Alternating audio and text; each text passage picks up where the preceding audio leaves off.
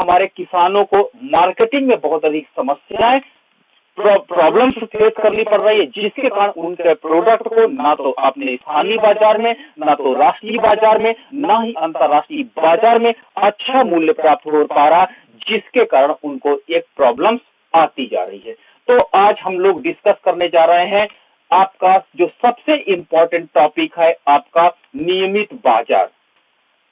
नियमित बाजार के अंतर्गत हमने मॉर्निंग में कुछ स्टडी की थी, उसको हम जस्ट रिवाइज करते जा रहे हैं। नियमित बाजार यानी जिसको रेगुलेटेड मार्केट कहते हैं, इसके अंतर्गत आपकी राज्य सरकार, केंद्र सरकार या स्थानीय सरकार कुछ नियम बना देती है और उस नियम के अधीन अर्थव्यवस्था में वस्तुओं तथा सेवाओं की बिक्री की जाती है। तो नियमित बाजार, और इसके अंतर्गत जो एक्ट काम करता है वो है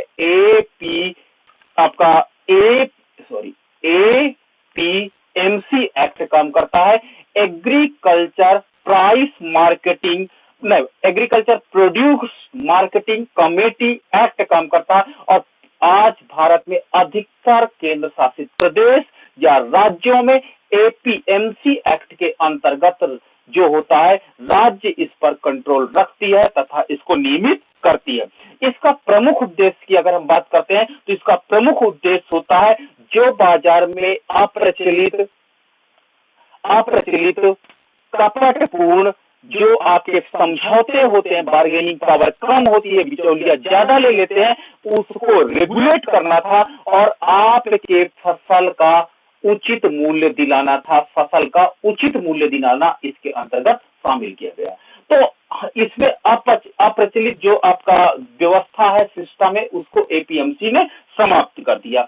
1951 की अगर हम बात करते हैं तो 1951 में जब एपीएमसी वर्क कर रहा था तो इसके अंतर्गत बाजार की संख्या लगभग 200 बाजार इसके अंतर्गत कंट्रोल होते थे। लेकिन जब इनकी 2010 में संख्या हम लोग काउंट करते हैं 2010 में, तो इनकी संख्या बढ़कर के 7157 से अधिक हो जाती है। यानी आज एपीएमसी के अंतर्गत बाजार की संख्या लगातार बढ़ती चली गई है। अर्थात वास्तव में इन बाजार को रेगुलेट करने का जो गवर्नमेंट का सिस्टम है वो प्रॉपरली वर्क कर रहा है।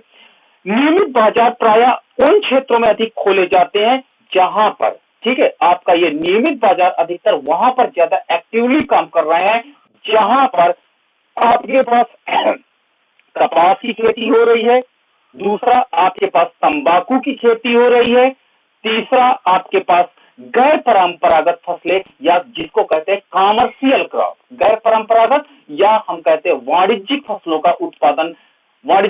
का उत्पादन किया जा रहा है, वहां पर एपीएमसी का रोल बढ़ जाता है। क्योंकि अगर आप परंपरागत उत्पाद, जैसे परंपरागत के अंतर्गत आप क्या कह सकते हैं, गेहूं, चावल, तो जहां पर अधिकतर एपीएमसी का रोल ज्यादा एक्टिव नहीं है, बट जहां पर कॉमर्शियल क्रॉप्स की बात आ जाती है वहां पर एपीएमसी एक्ट काम करने लगता है। तो ये हमने सुबह मॉर्निंग में डिस्कस किया था कि आज हमारा बाजार जो है नियमित बाजार, वो एपीएमसी एक्ट के अंतर्गत कार्य कर रहा है और ये हमको बाजार में जो हमारे पास उचित मूल्य हमारे उत्पाद का नहीं मिल पाता है और कपटपूर्ण या अस्वस्थ प्रतियोगिता का जो सामना करना पड़ता है बाजार में, उसको ये नियमित बाजार यानी एपीएमसी एक्ट हमें वास्तव में हमारे अधिकारों को प्रदान कर देता है। अब हम सेकंड पॉइंट डिस्कस करने जा रहे हैं आपके साथ, सहकारी विपणन। सहकारी विपणन समितियां, सहकारी विपणन समितियां ये भारत में बहुत अधिक इंपॉर्टेंट रोल अदा की। आपको मैंने बताया कि जो हमारे पास ये जो विपणन कमेटी थी, ये आपने देखा होगा क्रेडिट में भी इनका रोल था और यहां पर भी रोल है। चलिए पहले एक बार हम विपणन समितियां बनती कैसे वैसे ही देख लेते हैं। विपणन समितियां वास्तव में 10 या 10 से अधिक लोगों से मिलकर के बनाई जाती हैं। ठीक है, मान लीजिए 10 किसान है और 10 किसान एक विपणन समिति बना लेते हैं और इस विपणन समिति के अंतर्गत क्या होता है, किसानों का अनाज खरीदा जाता है।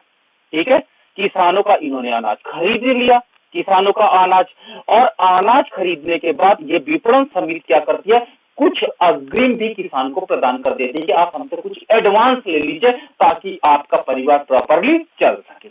अब क्या करता है कि ये जो होता है, इस 10 लोग जो मेंबर्स होते हैं, ये 10 लोग मेंबर्स कि जो अनाज खरीदा गया इसका मार्केट में प्राइस पता करते हैं कि इसका प्राइस क्या है। अगर इनको लगता है कि प्राइस अच्छा नहीं है, मान लीजिए किसान से इन्होंने क्या किया, कपास खरीदा और कपास का रेट जो था मान लीजिए 100 रुपए था, और 100 रुपए में इन्होंने किसान से कपास खरीदा, मार्केट में ऐसा प्राइस मिल रहा है जिसके परिणाम स्वरूप 100 रुपए ही मिल रहा, तो ये जो समिति होगी, ये विपणन का समिति जो होगी, ये मार्केट में नहीं बेचेगी बल्कि कुछ टाइम वेट कर लेगी। वेट इसलिए कर लेगी ताकि जो टाइम जब हम वेट कर लेंगे तो ऑटोमेटिक है कि इसका प्राइस इन फ्यूचर में ज्यादा मिलेगा, और उसके परिणाम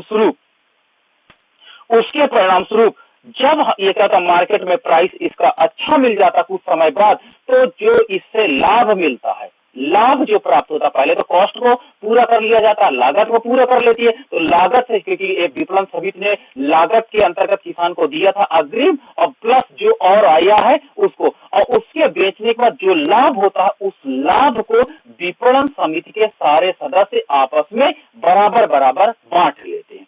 तो विपणन समितियां क्या करती हैं, एक प्रकार से 10 या 10 लोगों की एक कमेटी होती है, और ये मार्केट से अनाज को ये मार्केट से ये मार्केट से क्या होता है, अनाज को खरीदती है, और उसके परिणाम स्वरूप, मार्केट से अनाज को खरीदने के परिणाम स्वरूप क्या होता है, इन वस्तुओं को बेचती है। चलिए एक बार मैं फिर से रिपीट कर रहा हूं कि सहकारी विपणन समिति के अंतर्गत एक गांव के कुछ किसान, जिसमें से कम 10 किसान होने चाहिए, 10 किसान हो, और ये 10 किसान या 10 से अधिक, 10 से नीचे नहीं होते, 10 या 10 से अधिक किसानों की एक समिति होती है, और ये किसान थोड़े से बड़े होते हैं, पूंजीपति टाइप के होते हैं, मतलब ज्यादा इनके पास पैसे होते हैं। जो ज्यादा पैसे होने के कारण क्या होता है, ये एक कमेटी बनाते हैं, एक समिति बनाते हैं, और इसमें ये लोग मेंबर बन जाते हैं। ठीक है, ये लोग मेंबर बन जाते हैं, सारे किसान या जो वहां के व्यापारी हैं या जो धनाढ्य लोग हैं, गांव के लोग कुछ होते हैं, ये समिति बना करके किसानों से उसका अनाज खरीद लेते हैं। ठीक है, किसानों से उसका अनाज खरीद लेते हैं। मान लीजिए इन्होंने गेहूं खरीद लिया, किससे, किसान से गेहूं खरीद लिया कि आप हमको 20 रुपए केजी आप हमको अपना गेहूं दे दो, ये मार्केट में चल रहा और आपको भी लाभ होगा। किसान भी खुश होता है कि आप हमारे खेत से हमारा गेहूं खरीद लिए 20 रुपए कीजिए, that is very good for me. ठीक है, और किसान को कुछ अग्रिम दे देती है, कौन सी, ये कमेटी दे देती है। ठीक है, अब ये कमेटी मार्केट का पहले निरीक्षण करती है, अगर मार्केट में 20 रुपए ही पर केजी प्राइस है तो ये कमेटी उस अनाज को अभी नहीं बेचेगी। क्या करेगी, थोड़ा सा वेट करेगी तो ऑटोमेटिक अनाज का दाम बढ़ जाएगा। जब अनाज का दाम 25 रुपए केजी हो जाते हैं, तो पर केजी हो जाता है, तो 25 रुपए पर केजी होने के परिणाम स्वरूप 20 रुपए केजी का रेट तो गेहूं किसानों को पेमेंट कर दिया जाता है। जो 5 रुपए पर केजी इनको क्या हुआ, बेनिफिट हुआ, लाभ हुआ, उस लाभ को कमेटी के सारे मेंबर आपस में बांट लेते हैं। कमेटी के सारे मेंबर्स आपस में बांट लेते हैं। इस प्रकार ये समितियां वर्क करती हैं, और ये समितियां क्या करती है, गांव में सारे जो उत्पाद होते हैं वो किसानों के ये लोग खरीद लेते हैं, जिससे अब किसानों को क्या होता है, बिचौलियों का सामना नहीं करना पड़ता। जबकि ये जो कमेटी होती है, विपणन समिति होती है, इस विपणन समिति का बहुत एक्टिव रोल होता है, और ये विपणन समिति क्या करती है, किसानों का अनाज क्या होता है, अच्छे दाम पर मार्केट में बेचती है और अपना भी लाभ अर्न कर लेती है। जब भारत में स्वतंत्रता के समय पहले की जो आपकी थी, आपका ग्राम वित्त के लिए जो आपके पास जो समिति थी, आपने देखा होगा, वो समिति और विपणन समिति दोनों थी, यानी साख समिति, आप कहेंगे साख समिति और विपणन समिति दोनों अलग अलग समितियां थी पहले जो स्वतंत्रता के बाद। लेकिन वर्तमान में ये दोनों यानी इन समितियों का मल्टीपर्पज टास्क हो गया है। ये आपको साथ भी प्रोवाइड करती है, किसानों को आपको पैसा भी देती है, आप समिति से जाइए पैसा ले लीजिए, थोड़ा सा ब्याज चार्ज करती है, लेकिन ये ब्याज मार्केट में कमर्शियल बैंक की अपेक्षा कम होता है। तो ये समितियां आपको पैसा भी प्रदान करती है, आपके अनाज को खरीदती है और उसका मार्केटिंग भी करती है। तो इस प्रकार जो साख समितियां होती है, विपणन समितियां, इनका रोल बहुत अधिक बढ़ जाता है इन द इकोनॉमी में। तो अब आपको समझ में आ गया होगा, समितियां आप भी बना सकते हो, आप 10 लोग मिलकर के समिति बना सकते हो, अनाज को खरीदिए, उसको बाजार में बेचिए, बेचने के बाद जो लाभ हो वो समिति के सदस्य आपस में शेयर कर लेते हैं, क्योंकि वो लोग पैसा लगाते हैं, जब कोई पैसा लगाता तो लाभ के रूप में कुछ ना कुछ प्रत्याशा रखते हैं। तो इस प्रकार जो समितियां होती है, ये अर्थव्यवस्था में आपकी साख समितियां, आपकी विपणन समितियां बहुत ज्यादा काम कर रही थी।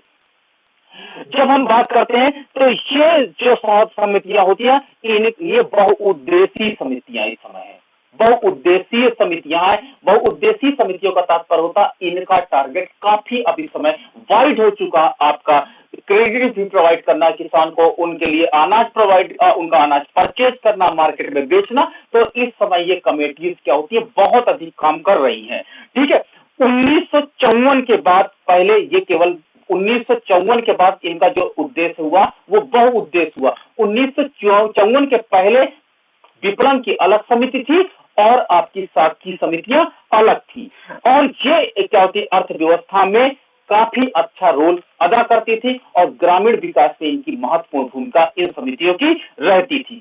यदि बाजार में मूल्य जैसे कभी नीचा होता अनाज का, तो ये लोग तुरंत मार्केट में नहीं बेचते, बल्कि समितियों का एक सदस्य या सारे लोग क्या करते हैं, सर्वे करते हैं, सर्वे करने के बाद उस अनाज को तब बेचा जाता है।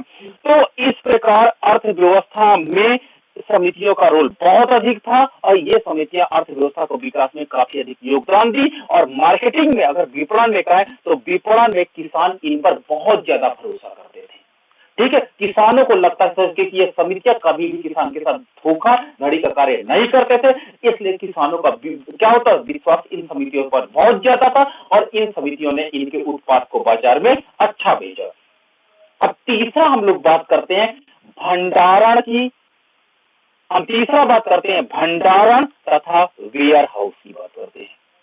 हम भंडारण एवं वेयर हाउसिंग की बात करते हैं। ठीक है, भंडारण और वेयर हाउसिंग, आप लोग भंडारण को गोदाम समझ लेते हो, ये गोदाम नहीं होते हैं। ठीक है, आप लोग वेयर हाउसिंग को गोदाम समझ लेते हो।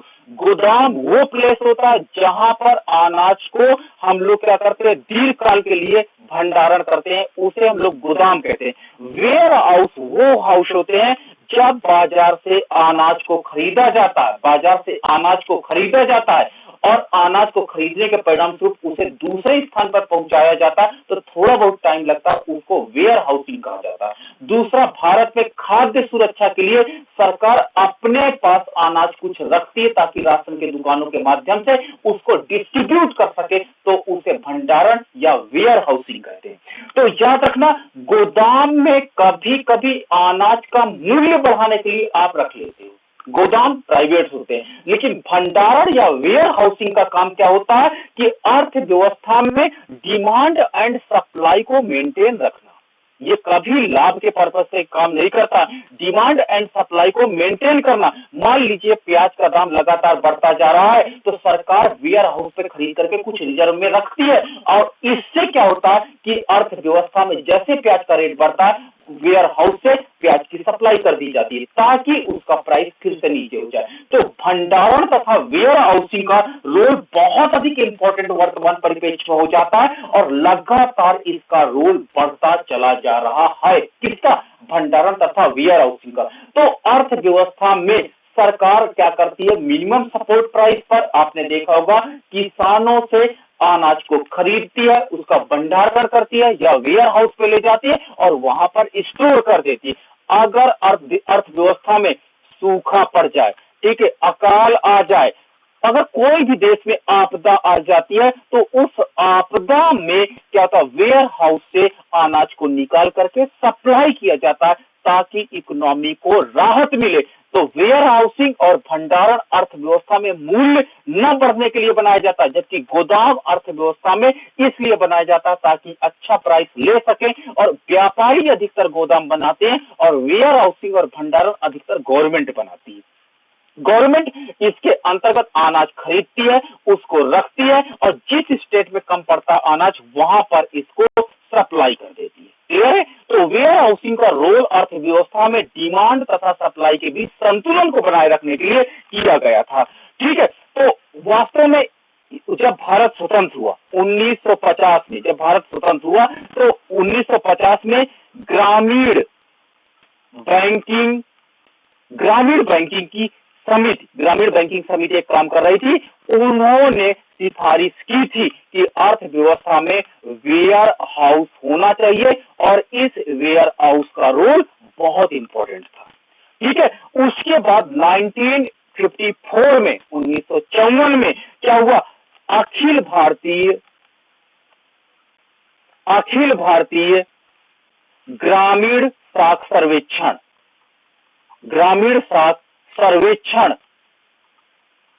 ठीक है, 1954 में अखिल भारतीय ग्रामीण साख सर्वेक्षण ने कहा कि इस दिशा में वेयर हाउसिंग इंपॉर्टेंट रोल अदा कर सकते हैं, अतः क्यों न वेयर हाउस को खोला जाए। तो इस प्रकार इन्हें राष्ट्रीय 3 स्तर पर खोले जाते हैं। राष्ट्रीय स्तर पर यानी केंद्र सरकार यानी राष्ट्रीय स्तर पर वेयर हाउस खोले जाना चाहिए, दूसरा राज्य स्तर पर वेयर हाउस खोले जाना चाहिए, और तीसरा आपके पास होता है जो आपका ग्रामीण स्तर पर, क्योंकि गांव से हम अनाज खरीदते हैं और ग्रामीण स्तर पर वेयर हाउस होने चाहिए। तो देखिए यहाँ पर क्वेश्चन बन जाता है कि जो वेयर हाउस होते हैं वो किस लेवल पर होते हैं, तो आप याद रखना राष्ट्रीय स्तर पर, नेशनल लेवल पर वेयर हाउस होते हैं, राज्य स्तर पर होते हैं, और तीसरा ऑप्शन एक गलत दे दिया जाएगा आपको, जिला स्तर पर, आप उसी में टिक मार दोगे।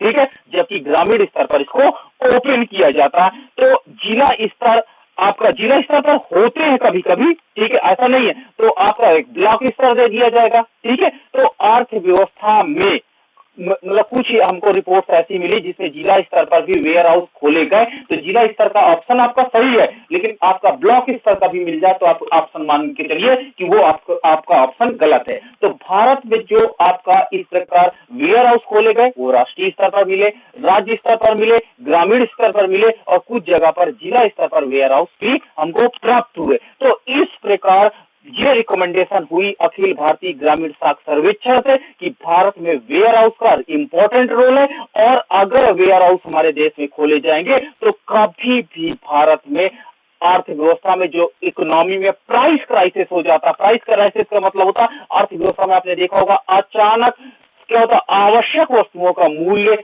तेजी से बढ़ने लगता है और एक गरीब आदमी उन वस्तुओं को नहीं परचेज कर पाता। तो ये जो अनसर्टेन प्राइस बढ़ जाता है, अगर अर्थव्यवस्था में वेयर हाउस ज्यादा खोल दिए जाएंगे तो वेयर हाउस ज्यादा खोलने से के परिणाम स्वरूप अर्थव्यवस्था में कभी भी जो फूड ग्रेन क्राइसिस होती है वो फूड ग्रेन क्राइसिस नहीं होगी, ग्रेन क्राइसिस नहीं होगी, और इकोनॉमी में कभी भी भूखमरी की स्थिति कभी नहीं आ सकती अगर आपके साथ वेयर हाउस काफी प्रॉपरली काम कर रहे हैं।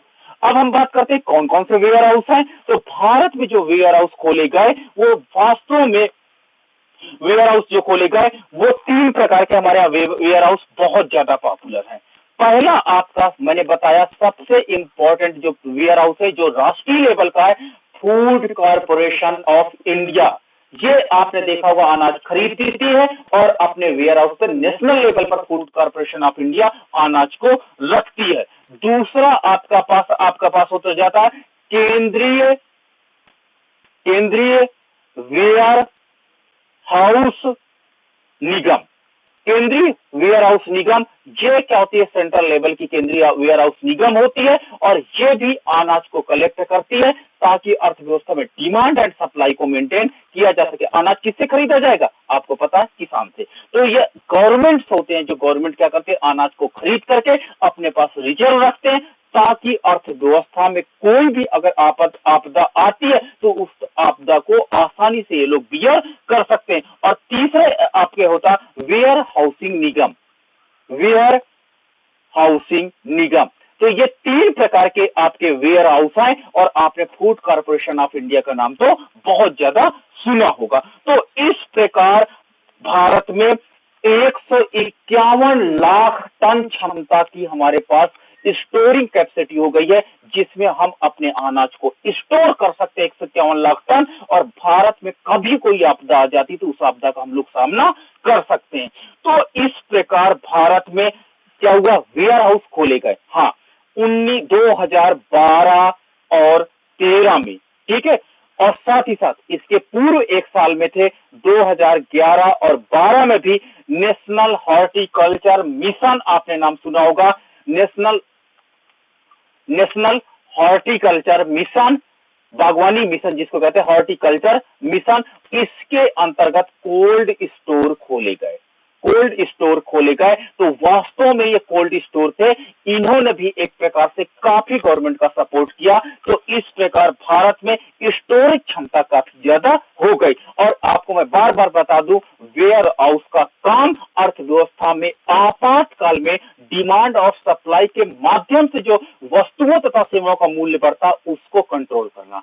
जबकि जो गोदाम होते हैं वो वास्तव में गोदाम का कार्य क्या होता है, अर्थव्यवस्था में प्राइस बढ़ाना, ठीक है, ये प्राइस बढ़ने का इंतजार करते हैं। जबकि वेयर हाउस प्राइस को घटाने में महत्वपूर्ण भूमिका निभाते हैं और गोदाम प्राइवेट एजेंसी के होते हैं, जबकि वेयर हाउस जो होते हैं गवर्नमेंट एजेंसी के होते हैं। तो गवर्नमेंट, अब विपणन की बात क्या हुई कि गवर्नमेंट एफसीआई के लिए, केंद्रीय वेयर हाउसिंग के लिए, वेयर हाउसिंग निगम के लिए अनाज की खरीदारी किसानों से डायरेक्ट करती है और अर्थव्यवस्था में इस अनाज को खरीद करके पीडीएस की दुकानें यानी राशन की दुकानों के माध्यम से, पीडीएस की दुकानें, पब्लिक डिस्ट्रीब्यूशन सिस्टम की दुकानों के माध्यम से 2 रुपए किलो गेहूं और 3 रुपए किलो देसी चावल, आपने देखा होगा, यही वेयर हाउस से निकाल करके डिस्ट्रीब्यूट करती है ताकि अर्थव्यवस्था में खाद्य सुरक्षा को प्रदान किया जाए। तो इस प्रकार सरकार क्या करती है, एग्रीकल्चर प्रोडक्ट का विपणन का कार्य करती है। चलिए, ये आपका तीसरा पॉइंट हो गया। अब हम लोग चौथा पॉइंट डिस्कस करने जा रहे हैं। आपने एक नाम, बहुत ज्यादा पॉपुलर नाम सुना होगा और वो नाम है आपका नफेड, NAFED। नफेड का नाम आपने बहुत सुना होगा, एग्जाम से में पूछा भी बहुत जाता है। नफेड जो होता है इसको कहा जाता है national agriculture cooperative marketing federation of India, ठीक है, national agriculture cooperative marketing federation of India यानी नफेड के नाम से ये जाना जाता है। राष्ट्रीय कृषि सहकारी विपणन भारतीय संघ, ये क्या करता है, इंटरनेशनल लेवल पर ये एजेंसी कार्य करती है और ये किसानों से अनाज को खरीदती है तथा अंतरराज्यीय तथा अंतरराष्ट्रीय दोनों प्रकार का व्यापार ये संपन्न करती है। अंतरराज्यीय तथा अंतरराष्ट्रीय दोनों प्रकार के व्यापार में ये महत्वपूर्ण भूमिका निभाती है, ठीक है। तो नफेड जो होता है, नफेड एक नेशनल लेवल की एजेंसी है, ये अनाज को खरीदती है और इंटरनेशनल लेवल पर आपके प्रोडक्ट को बेचती है। तो इसकी स्थापना जो हुई वो वास्तव में 2 अक्टूबर, ये एग्जाम में के लिए बहुत इंपॉर्टेंट डेट है, 2 अक्टूबर 1958 को हुई। लेकिन नफेड के साथ एक डिमेरिट है कि कुछ चुने हुए उत्पादों का ही व्यापार करती है, सारे उत्पादों का, सारे एग्रीकल्चर प्रोडक्ट का उत्पादन का व्यापार नहीं करती है। जैसे ये किसका उत्पादन व्यापार करती है, प्याज, जैसे दाल, ठीक है, जैसे मिर्च, जैसे अदरक, आपका जैसे आपका लहसुन, ठीक है, जो आपने देखा होगा इंटरनेशनल मार्केट में ज्यादा मांगा जाता है, ठीक है, लौंग आदि वस्तुओं का ये व्यापार करती है। और साथ ही साथ आवश्यक कृषि वस्तुओं को अतिरेक वाले क्षेत्र, जो आवश्यक कृषि वस्तुएं हैं जैसे बासमती चावल, आवश्यक कृषि वस्तुओं को जहां पर एक्सेस है, जहां पर ज्यादा है, ज्यादा के एरिया से परचेज करती है, खरीदारी करती है और खरीदारी के बाद जहां पर कम सप्लाई है वहां पर इसकी पूर्ति नफेड कर देता है। तो इस प्रकार का नफेड एक प्रकार की नेशनल एजेंसी है, नेशनल का इंटरनेशनल एजेंसी है, लेकिन आपको ऑप्शन आए तो आप नेशनल पर ही टिक करना। नेशनल राष्ट्रीय स्तर की शीर्ष संस्था है, इंटरनेशनल लेवल पर एक काम तो करती है लेकिन इंटरनेशनल एजेंसी लेवल पर इसको अभी मान्यता नहीं मिली है। तो इस प्रकार नफेड हमारे पास नेशनल एजेंसी है लेकिन इसका कार्य सारा इंटरनेशनल लेवल पर होता है और ये अर्थव्यवस्था में कुछ सेलेक्ट उत्पादों को खरीद करके देश में उसका वितरण करती है, साथ ही अंतरराष्ट्रीय स्तर पर इसका वितरण करती है। और इसकी स्थापना आपको मैंने बताया 2 अक्टूबर 58 का हुआ। और ये अर्थव्यवस्था में इसका भी टारगेट है मूल्य स्थिरीकरण, बाजार में अनावश्यक मूल्य ना बढ़ने पाए। और क्योंकि अगर अनाजों का मूल्य बढ़ गया तो वास्तव में भुखमरी की कंडीशन आ जाएगी, इसलिए नाफेड ने मूल्य स्थिरीकरण में बहुत अधिक भूमिका निभाई है। और ये कह सकते हैं कि इसने उत्पादकों के हितों की रक्षा के साथ साथ उपभोक्ताओं के हितों की रक्षा भी इसने किया है, ताकि उत्पादकों को एक अच्छा मूल्य प्रदान किया और उपभोक्ताओं को क्या हुआ, कम मूल्य पर अनाज को आसानी से अवेलेबल करा दिया। तो ये नाफेड का रोल था, जो चौथी एजेंसी है आपकी एग्रीकल्चर प्रोडक्ट के मार्केटिंग में, जिसका बहुत अधिक इंपॉर्टेंट रोल हो जाता है। अब हमारे पास पांचवी जब एजेंसी की हम बात करते हैं, पांचवी एजेंसी कौन सी है, आपकी है राष्ट्रीय सहकारी विकास निगम, NCDC, national cooperative development corporation.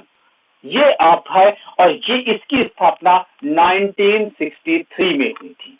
1963 में इसकी स्थापना हुई थी और इसका उद्देश्य था सहकारी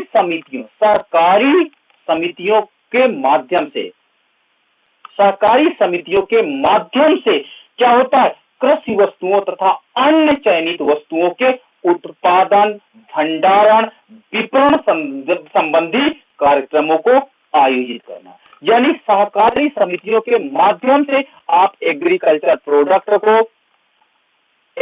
प्रोडक्ट को खरीदेंगे, उसे अर्थव्यवस्था में स्टोर करेंगे, कहां पे, वेयर हाउस पे, और उसको डिस्ट्रीब्यूट करेंगे। तो ये सहकारी समितियों के माध्यम से NCDC काम करती है और इसकी स्थापना 1963 में की गई थी।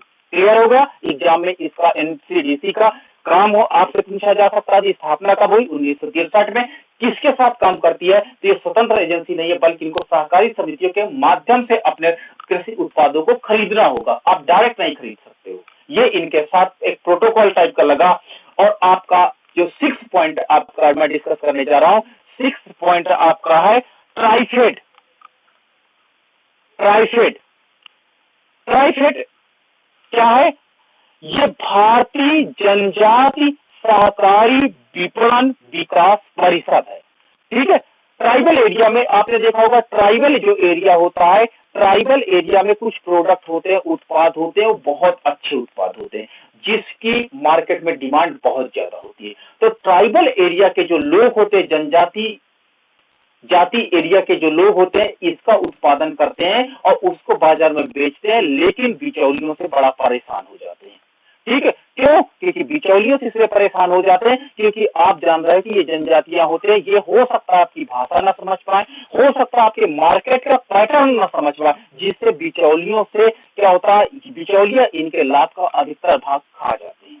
तो इस प्रकार सरकार ने जनजातियों द्वारा उत्पादित वस्तु को बाजार प्रदान करने के लिए ट्राइफेड नाम की योजना चलाई गई। ठीक है, ताकि जनजातियों द्वारा उत्पादित जो अति उत्कृष्ट प्रोडक्ट होते हैं, आपने देखा होगा शहद, ठीक है, आपने देखा होगा कुछ मिनरल्स, वो मिनरल्स कहते हैं, कुछ ऐसे आपके हो गए, आपके ग्रेन या आपके ऐसे चीजें होंगी जो आप नहीं पाओगे। ठीक है, तो ये जनजातियां उत्पादन करते हैं और इनको बाजार की उपलब्धता कराने के लिए तथा बिचौलियों से शोषण से बचाने के लिए ट्राइफेड की स्थापना की गई थी। और ये ट्राइफेड इंपॉर्टेंट रोल अदा कर रहा था जनजातियों को, क्या होता है, जनजातियों द्वारा उत्पादित एग्रीकल्चर उत्पाद को नेशनल लेवल पे बाजार को पहुंचाने के लिए। तो ये ट्राइफेड नाम की एजेंसी थी जो इनको काफी अधिक क्या करती थी, उचित मूल्य दिलाने में काफी हेल्प करती थी। तो यानी आपका एप्रोप्रिएट प्राइस दिलाने में इनका काफी अधिक योगदान रहा ट्राइफेड नाम की एजेंसी।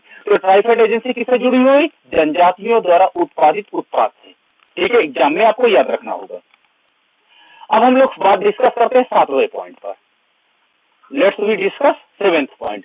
ठीक है, 7th पॉइंट हमारा ये बताता है कि खाद्यान्नों में राज्य द्वारा व्यापार, जो आपकी गवर्नमेंट होती है, राज्य द्वारा व्यापार, ये सबसे ज्यादा इंपॉर्टेंट होता है, राज्य द्वारा व्यापार।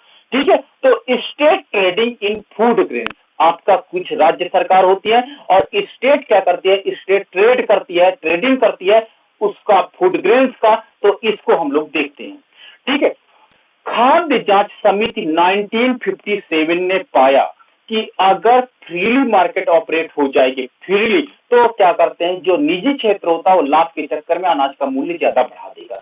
इसलिए खाद्यान्न जांच समिति, खाद्यान्न जांच समिति ने 1957 में ये रिपोर्ट रखी कि जो सरकार है उसको धीरे धीरे खाद्यान्न का थोक व्यापार अपने हाथ में ले लेना चाहिए। थोक व्यापार यानी थोक व्यापार कौन करेगा? केवल गवर्नमेंट कर सकती है, क्योंकि अगर निजी क्षेत्र किया तो लाभ के चक्कर में जानबूझ करके अनाज का मूल्य बढ़ा डालेगा। तो लेगा तो किसान से कम दाम पर, लेकिन वो क्या करेगा? मार्केट में रेट बढ़ा देगा। इसलिए इन्होंने खाद्यान्न जांच समिति ने रिकमेंडेशन रखा कि अर्थव्यवस्था में अनाज का जो थोक व्यापार है उसको कायदे से गवर्नमेंट के अंडर में होना चाहिए। 1957 को 1957 को ही अशोक मेहता समिति एक बनाई गई।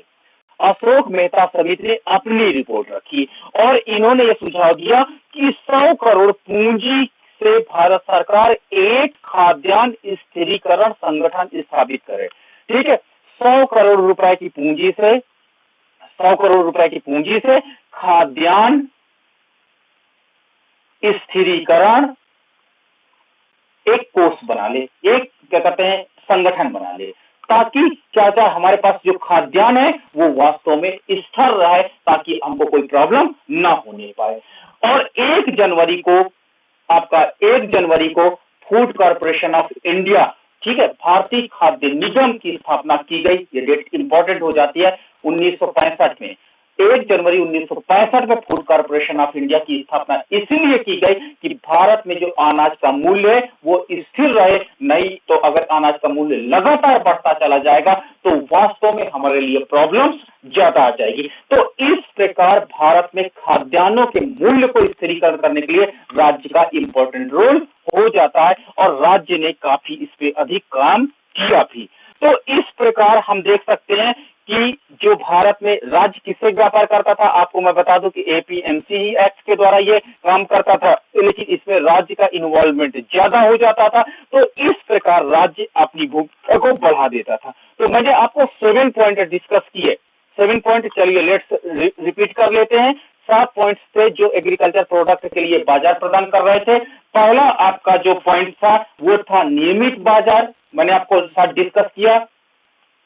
नियमित बाजार, ठीक है, जो आपको एपीएमसी मार्केट भी कह सकते हैं, एपीएमसी मार्केट एक्ट कह सकते हैं, जो बिहार में नहीं लागू है। और इसके अंतर्गत क्या करते थे, बाजार में क्या होता, कोई भी छल या कपट होता था तो उस पर नियंत्रण रखने के लिए एपीएमसी एक्ट के अंतर्गत नियमित बाजार यानी रेगुलेटेड मार्केट के माध्यम से बाजार संचालित किए जाते थे, मंडी संचालित किए जाते थे।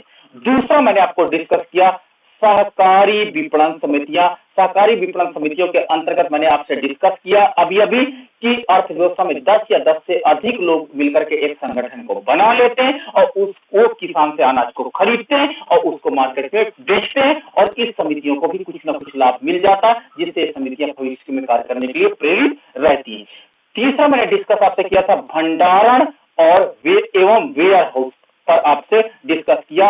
वेयर हाउस क्या होते हैं, तो आपने बताया कि भंडारण और वेयर हाउस अर्थव्यवस्था में डिमांड एंड सप्लाई को बैलेंस को मेंटेन करने के लिए, ताकि अनावश्यक मूल्य वृद्धि का सामना भारतीय अर्थव्यवस्था के लोग न करने पाए, इसलिए भंडारण और वेयर हाउस पे मैंने बात बताई। और मैंने बताया वेयर हाउस में फूड कॉर्पोरेशन ऑफ इंडिया, आपका केंद्रीय वेयर हाउस निगम तथा आपका वेयर हाउस निगम, ये 3 एजेंसियां बताई जो अनाज को खरीद करके अपने पास स्टोर रखती है। जब अर्थव्यवस्था में आपातकाल आता है तो ये वेयर हाउस ही क्या करते हैं, अर्थव्यवस्था को संभालती है ताकि अनाज की क्राइसिस ना होने पाए। तो मैंने 3 आपको बताया, 1950 और 54 के दशक में इनके लिए रिकमेंडेशन की गई। चौथा पॉइंट हमने आपके साथ डिस्कस किया नफेड। नफेड एक प्रकार की नेशनल एजेंसी है और ये नेशनल, इंटरनेशनल और इंटर रीजनल तीनों प्रकार के ट्रेड को संपन्न करती है और इसकी स्थापना 2 अक्टूबर आपका 1958 को हुई थी। और ये क्या करती है, इसके साथ एक डिमेरिट है, ये कुछ सेलेक्ट उत्पादों को खरीदती है और उसको राष्ट्रीय अंतरराष्ट्रीय बाजारों में बेचने में हेल्प करती है। पांचवा मैंने आपके साथ डिस्कस किया था आपका एनसीडीसी, एनसीडीसी का तात्पर्य होता है राष्ट्रीय सहकारी विकास निगम, और ये सहकारी समितियों के साथ ही काम करेगा, सहकारी समितियों के साथ ही काम करेगा, अन्य के साथ नहीं काम करेगा। यानी जो भी ये अनाज की खरीदारी करेगा एनसीडीसी, ये क्या करेगा, सहकारी समितियों के माध्यम से खरीदेगा। तो इस प्रकार ये भी एजेंसी क्या करती थी, किसानों के उत्पाद को खरीदती थी। छठवां मैंने आपसे डिस्कस किया था आपका ट्राइफेड। ट्राइफेड एक बार पूछ लिया जाता है, ये एजेंसी किससे संबंधित है। ट्राइफेड ट्राइफेड जनजातियों द्वारा उत्पादित एग्रीकल्चर प्रोडक्ट के उचित मूल्य दिलाने के लिए तथा बिचौलियों से बचाने के लिए ट्राइफेड खोला गया, ताकि जनजाति लोग अपने एग्रीकल्चर प्रोडक्ट को आसानी से मार्केट में उचित मूल्य पर बेच सके। तो ट्राइफेड एजेंसी खोली गई। ये 1987 में इसको ओपन किया गया, 1987 में ओपन किया गया। और सातवां आपका जो था, हमने बताया था कि स्टेट ट्रेडिंग यानी राज्य द्वारा व्यापार होता है, और इसके अंतर्गत राज्य क्या करती है, फूड कॉर्पोरेशन ऑफ इंडिया की स्थापना 1965 में की है, और इसके माध्यम से अर्थव्यवस्था में अनाजों को खरीदती है और एफसीआई में इसको रखती है, तथा पीडीएस यानी सरकार के अन्य प्रोग्राम के लिए ये अनाज की सप्लाई करती है। तो इस प्रकार ये 7 पॉइंट यानी इन 7 तरीकों से हमारा किसान अपने अनाज को बेचता है और किसान एक उचित मूल्य प्राप्त करता है, ताकि उसके अनाज को उचित मूल्य अगर मिलेगा तभी वो अगले साल खेती पे आएगा, नहीं तो किसान भी क्या होते हैं, काफी परेशान हो जाते हैं और वो एग्रीकल्चर सेक्टर को छोड़ने पर विवश हो जाएंगे। अब आपके कुछ ऐसे भी चीजें हैं जो आपको मैं डिस्कस कर देता हूं साथ में। सबसे पहले बात आती है मिनिमम सपोर्ट प्राइस की, एमएसपी की, न्यूनतम समर्थित मूल्य। न्यूनतम समर्थित मूल्य जो होता है, इसकी घोषणा जो होती है वो सरकार क्या करती है, फसल को उत्पादन के पूर्व कर देती है। सरकार इसकी घोषणा फसल लगाने के पूर्व कर देती है। अब इसके परिणाम स्वरूप क्या होता है, ये इसका तात्पर्य होता है कि मिनिमम सपोर्ट प्राइस, अगर मान लीजिए किसान है वो 15 रुपए केजी गेहूं 15 रुपए केजी उसकी गेहूं की लागत है, ठीक है, लागत है। अगर मार्केट में ज्यादा गेहूं का उत्पादन हो जाता और अनाज का दाम घट करके 10 रुपए पर केजी हो जाता, तो किसान तो क्या करेगा, उसकी लागत से मूल्य कम है तो किसान तो परेशान हो जाएगा और वो कभी भी अगले साल गेहूं का उत्पादन नहीं करेगा। तो गवर्नमेंट क्या करती है, लागत के आधार पर लागत को अप्रोक्सीमेट कैलकुलेट कर लेती है और इस लागत के आधार पर मिनिमम सपोर्ट प्राइस की घोषणा करती है, न्यूनतम समर्थित मूल्य। अर्थात किसान का अनाज अगर 15 रुपए, अगर मान लीजिए सरकार ने घोषणा कर दिया कि एमएसपी मैं घोषित कर रहा हूं, इस बार गेहूं के लिए 16 रुपए पर केजी होगा, तो सरकार ये कहना चाहती है कि अगर अर्थव्यवस्था में गेहूं का प्राइस 16 रुपए केजी से नीचे होता है तो आप बाजार में न बेच करके मिनिमम सपोर्ट प्राइस पे आप हमें अपना अनाज बेच दो, हम आपका अनाज खरीद लेंगे। कौन, गवर्नमेंट कहती है। तो न्यूनतम समर्थित मूल्य की घोषणा सरकार कर देती है, सरकार लागतों के आधार पर न्यूनतम समर्थित मूल्य की घोषणा कर देती है, और साथ ही साथ सरकार ये कहती है कि अगर 16 रुपए केजी से ऊपर का मूल्य है तो आप बाजार में बेच लो, हमें कोई प्रॉब्लम नहीं है। लेकिन अगर आपके प्रोडक्ट का उत्पाद का मूल्य 16 रुपए केजी से कम हो जाता है तो आप अपना उत्पाद हमें प्रत्यक्ष रूप से बेच दीजिए। तो एक प्रकार से सरकार न्यूनतम समर्थित मूल्य के द्वारा किसानों को प्रोटेक्शन देती है, ताकि वो नर्वस ना हो जाए, ताकि उनको इसमें क्या सामान्य लाभ प्राप्त हो जाए। और सामान्य लाभ आपको मैंने बताया था, सामान्य लाभ वो लाभ होता है ताकि किसान उस उद्योग में यानी एग्रीकल्चर एक्टिविटी में बने रहे। तो सरकार चाहती है, याद रखें, किसानों का वो होता है कि किसान जिस वस्तु का बाजार में मूल्य ज्यादा होता है, जिस प्रोडक्ट का प्राइस ज्यादा होता है, मान लीजिए इस साल आलू का दाम ज्यादा हो जाता है तो किसान गेहूं की अपेक्षा आलू पर ज्यादा फोकस करता है। तो सरकार न्यूनतम समर्थित मूल्य के माध्यम से किसानों को एक प्रकार से लागत सुरक्षा प्रदान करती है कि आपको लागत सुरक्षा प्लस सामान्य मूल्य आप हमसे ले लीजिएगा, लेकिन आप इस अनाज को उत्पादन करते रहिएगा, क्योंकि ये इकोनॉमी के लिए बहुत अधिक एसेंशियल है। इसको कहा जाता है न्यूनतम समर्थन मूल्य। तो न्यूनतम समर्थन मूल्य कुछ सेलेक्ट क्रॉप्स के लिए ही घोषित की जाती है, भारत में सभी क्रॉप्स के लिए एमएसपी की घोषणा नहीं की जाती है, ठीक है। और इस प्रकार जो एमएसपी होती है, अब आपसे एग्जाम में पूछा जाता है कि लागत जो होती है, कौन सी लागत के आधार पर एमएसपी की घोषणा की जाती है, तो आप उसका आंसर दे सकते हैं कि इसका जो आपका जो न्यूनतम मूल्य होता है, ये इसकी घोषणा जो होती है वो कृषि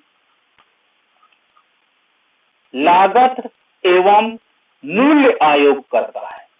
कौन इसकी घोषणा करता है एमएसपी की? कृषि लागत एवं मूल्य आयोग एक ऐसा आयोग है जिसे हम लोग सीएसीपी कहते हैं। ये आयोग एग्रीकल्चर प्रोडक्ट की लागत को कैलकुलेट करता है और उसके आधार पर मूल्य की घोषणा करता है। तो इस प्रकार सीएसीपी का भारतीय अर्थव्यवस्था में एग्रीकल्चर इकोनॉमी में बहुत अधिक योगदान था। ये एग्रीकल्चर कॉस्ट को कैलकुलेट करता, उसके आधार पर एमएसपी की घोषणा कर देता, मिनिमम सपोर्ट प्राइस की घोषणा करता, और एक प्रकार का प्रोटेक्शन प्राइस होता है कि अगर मार्केट में आपकी कॉस्ट प्राइस से नीचे चला जाता है, लागत प्राइस से मूल्य नीचे चला जाता है, फ्रस्ट्रेट मत होइए, बल्कि सरकार को अपना अनाज मंडियों के माध्यम से बेच दीजिए और हम एमएसपी में आपके अनाज को खरीद लेंगे। ठीक है, तो एक प्रकार से सुरक्षा कवच किसानों को प्रदान किया गया था। तो इसकी स्थापना कब हुई थी? तो इसकी स्थापना 1965 के आसपास हुई, 1965 में हुई थी। और क्या हुआ था, इसके जो अध्यक्ष थे, जिसके अध्यक्ष थे एम.एल. दांतवाला थे, एम.एल. दांतवाला, ये दांतवाला थे, और इन्होंने रिकमेंडेशन की थी कि कृषि लागत एवं मूल्य आयोग की क्या गठन किया जाए और इस प्रकार के आयोग हो और किसानों को मिनिमम सुरक्षा प्रदान की जाए ताकि किसान अपने एग्रीकल्चर से कभी रुष्ट ना हो और एग्रीकल्चर उत्पादन करते रहें। तो इस प्रकार सीएसीपी जो होता है ये लागतों की गणना करता है और उसके आधार पर ही घोषणा की जाती है। अब आपसे एग्जाम में पूछा जा सकता है कि मिनिमम सपोर्ट प्राइस कितने फसलों के लिए जारी किया जाता है, तो आप बोलना 24 फसलों के लिए वर्तमान में सरकार मिनिमम सपोर्ट प्राइस को जारी करती है। और ये 24 जो आपके अनाज होते हैं, इनका मैं आपको नोट्स में लिस्ट दे दूंगा, ये 24 हैं। और देखो 4 कॉमर्शियल क्रॉप्स हैं, तो एग्जाम में ये 4 कॉमर्शियल क्रॉप्स को पूछा जाता है कि कौन कौन सी वाणिज्यिक फसलें, तो याद रखिए कपास के लिए मिनिमम सपोर्ट प्राइस जारी करती है सरकार। दूसरा आपका जूट के लिए मिनिमम सपोर्ट प्राइस जारी करती है। तीसरा गन्ना के लिए मिनिमम सपोर्ट प्राइस जारी किया जाता है। और चौथा आपका है तंबाकू। ये एग्जाम में एक बार आईएएस में क्वेश्चन पूछा गया, ये 4 कौन कौन सी फसलें हैं जिनके लिए सरकार क्या करती है, मिनिमम सपोर्ट प्राइस जारी करती है। तो इस प्रकार मिनिमम सपोर्ट प्राइस जारी कर दिया जाता है। ये 4 कॉमर्शियल क्रॉप है, इनके लिए सरकार मिनिमम सपोर्ट प्राइस जारी करती है और इनकी लागत की गणना के आधार पर इसे जारी किया जाता है। अब आपके पास आता है वसूली कीमतें। आपने नाम सुना होगा प्रोक्यूरमेंट प्राइस। प्रोक्यूरमेंट प्राइस का आपने बहुत ज्यादा नाम सुना होगा। तो आपने अभी मैंने बताया कि आपका मिनिमम सपोर्ट प्राइस है, एग्जाम में याद रखिएगा। कुछ बेसिक फूड ग्रेन्स का आप मिनिमम सपोर्ट प्राइस हरदम याद रखिएगा। कुछ बेसिक फूड ग्रेन्स का एग्जाम में पूछ लेता कि इस साल इसका मिनिमम सपोर्ट प्राइस कितना रखा गया है, जैसे गेहूं का, चावल का, तो इनका मिनिमम सपोर्ट प्राइस आप एग्जाम में जाने से पहले जरूर देख लीजिएगा कि वर्तमान में सरकार ने कितने रुपए केजी जारी किया इस सत्र के लिए, क्योंकि पेपर आपका अभी ये डिजाइन हुआ होगा तो इस सत्र के लिए जारी हो चुका होगा, तो ये बहुत इंपॉर्टेंट आपके लिए हो जाता है। दूसरा आपने देखा होगा एक और जारी करती सरकार, इशू प्राइस, निकासी मूल्य। आपने देखा होगा निकासी मूल्य।